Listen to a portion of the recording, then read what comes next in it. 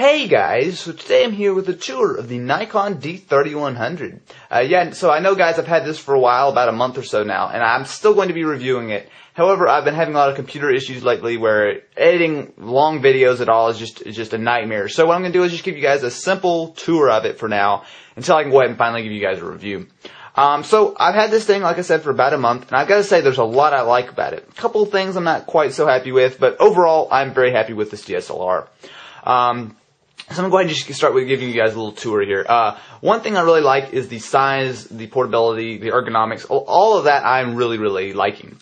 So with the standard 18 to 55 kit lens that comes with it, of course you can get, I believe there are a couple of other kits that have different lenses, and obviously you can buy it body only and get whatever lens you like. However, together it only weighs about a pound, and it is really pretty lightweight for a DSLR. Now, you know, that's not saying much if you're coming from a point and shoot or a camcorder or something like that. But as far as you know, I mean, it's still not all that big and bulky, and I like the weight a lot. Same goes for the ergonomics. I'll go ahead and just pull it in here. If you guys can see there we go. It's got a nice little rubber piece here with a little, your thumb fits really nicely in there. You go ahead and slide through your different modes. You can pull that. This is the live view switch. Actually, I didn't realize the camera was on, but there's a live view switch. You're not going to hit that by accident. And then if we hit this, we are recording. So pretty cool, and definitely you're not going to accidentally hit pretty much anything that you don't want. Here's your D-pad. You know, it's a pretty standard D-pad, nothing special, but it works just fine. And then you also do have the trash button, a little light that lights up when the card that you're reading to the SD card, and a small little speaker. Now flipping it around to the front here, you'll find, if the camera wants to focus, you'll find a little light which helps it with autofocusing. You'll find a nice deep grip. You know, for my hand it fits perfect. Like seriously, you know, you just put your top finger there. I mean, this thing feels like, you know, it's not going anywhere. I definitely do like that. For such a small DSLR, the ergonomics, they really did do it right. Now let's go ahead and just run up to the top here. I'll try to go through this as quickly as I can. We do have a wide variety of different options. You can go ahead and turn it on and off. Cool thing is, it doesn't take any time at all to turn on and off. Very cool. You can go ahead, obviously that's your shutter. You have the info button, which pulls up various things on the display, or just turns it off. You can go ahead and set the aperture here by, actually I'll just turn on the manual here and show you guys. Just by doing this. We can go ahead and adjust it however we like. Now with this lens, it's 3.5 to 5.6. You know, I'll get into the kit lens in a minute, but of course you can just adjust it depending on whatever lens you have. So you have single shot, which is pretty much what you usually do. You have burst, which, let's just go ahead and show you guys burst here. So, if I want to go ahead and take a picture, let's turn off the flash. There we go. So, let's go ahead and show you guys burst mode. And, wow, I'm failing. Let me turn on sports. There we go. And turn off autofocus. There we go. So you guys can hear it. It's a pretty decent, it's respectable. I'd say it's about 3, maybe 4 frames per second and full auto. So for sports, it's not going to be too bad. And of course, you do have autofocus as well as you have that sports mode, which is pretty much what this is made for. Then you have timed shutter and you have quiet shutter. Self-timer, you know, fairly standard. You click it, 10 seconds later it takes a picture. And quiet shutter, basically just the light doesn't illuminate. It doesn't make a little beeping sound when it's autofocused, and the shutter is slightly quieter, but not a big deal. Now I'm not going to go through all these mode switches. It's got a guide mode.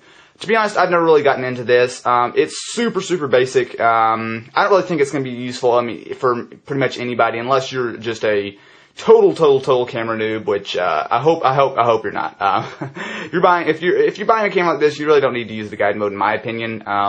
You know, the auto mode pretty much does everything the guide mode does better. You know, with the auto mode, it's really simple. When you turn on the autofocus, you just point at it, and you hear the beep, take a picture, you're good to go. Anyway, you do have quite a few others, auto without flash, all kinds of scene selectors. Of course, what I usually do is just turn on manual and do everything myself. So, you know, it's pretty simple. You can do it however you like there. Up top here, you do have a little thing for the hot shoe. Pull the little piece off. You can go ahead and mount a hot shoe. Now you cannot mount a microphone. That's a fairly big downside to this camera. You cannot mount a microphone. Of course you could mount it, but you couldn't plug it in because there is no, just show you guys here. There is no microphone input. You do have for normal standard TVs, HDMI, mini USB, and a proprietary GPS mount. However, if you want to go ahead and hook it up, if you're doing mainly video like I do, there's no way to go ahead and hook this up to an external microphone, which is definitely a pretty big downside. However, if you want it to be, if you want to do pretty much anything else, it'll still work just fine. Actually, let's go ahead and just pop the flash here. The flash is pretty good. It's actually surprisingly good. I was not expecting the flash performance to be as good as it is with this camera. It's really quite respectable. It's a powerful flash, and the camera's smart enough to accurately do it. It's not gonna blow your stuff out or whatever. Definitely very good flash here. So kind of skipping around here, of course you've got the lens. I won't really talk too much about the lens. It's a standard 18-55. It does have autofocus, vibration reduction. It's an okay lens. It's definitely not too bad considering it comes pretty much for free with the camera. But you'll probably want to invest in something better. I know I'm definitely looking at buying myself a prime lens because this is my first Nikon DSLR. So lens is not too bad, just not anything special. You do have the button right here, which will kind of toggle on and off the flash. The cool thing is the camera can pop the flash by itself, so you don't have to actually manually turn it on. You have a function button, which is cool. So when you're shooting, you want to go ahead, like for example, I have it set to ISO. So if I want to change my ISO around, just go ahead and hold that button. Very cool. You do have the microphone right here. Go ahead and get a nice close up here. Microphone, not entirely great. It's only single channel, so you're not going to get stereo sound, but I don't have too many complaints about it. It's passable, and it's pretty much what I've been using. It's pretty much what you're going to have to use with this camera, unless you want to have a separate microphone and edit all the video and audio together. So let's go ahead and just take a quick look around the back. I've already shown you guys this side. You have a variety of buttons on this side. You've got your info button. You have plus and minus, which allows you to zoom in on pictures and navigate around a little bit. Go ahead and open up the menu. It's got a nice menu, I've got to admit. This has got a really nice menu. You can go ahead and just change all kinds of stuff.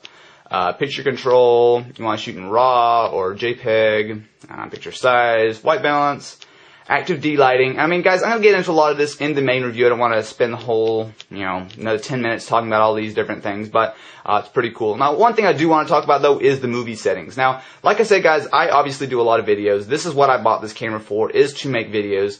And on that front, it's pretty good. It does shoot 1080p at 24 frames per second.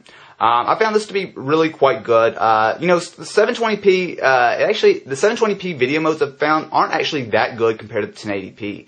I think a lot of it is just in the file. Oops. I'll turn off the screen here. But anyway, yeah, the 1080p video is definitely a lot better looking than any of the other quality settings I've found. So that's pretty much what all I shoot in is 1080p. So that's just about it, I think. Yeah, I guess that is just about it. As far as the only other thing I want to just talk about is the video and the audio. I mean, the video and the picture quality. Picture quality is really quite good with this. For the price point that you pay, you're definitely still going to get something way, way better than any point and shoot or anything like that. And the video quality also is really quite good. But again, I will get into the specifics and everything in the review later. So anyway, guys, definitely do like this camera quite a bit. If you're interested, if you're on the fence, I'd definitely say go for it. There's not a whole lot of downsides.